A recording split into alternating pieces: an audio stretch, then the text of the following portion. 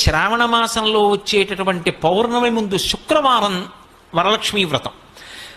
ఆ రోజు తిథితో సంబంధం లేదు, వారంతో సంబంధం. ఏ తిథి ఉంది, ద్వాదశి ఉందా, త్రయోదశి ఉందా, చతుర్దశి ఉందా, లేకపోతే ఏకాదశి ఉందా, పంచముందా, సప్తముందాతో సంబంధం లేదు.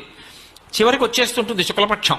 పౌర్ణమి ముందు శుక్రవారం ఏమొస్తుందో ఆ శుక్రవారం నాడు వరలక్ష్మీ వ్రతం చేస్తారు. వరలక్ష్మీ వ్రతం చెయ్యడానికి అసలు ఈ వ్రతం ఉన్నది అని మొట్టమొదట లక్ష్మీదేవి ఎవరికి చెప్పింది? చారుమతికి చెప్పింది.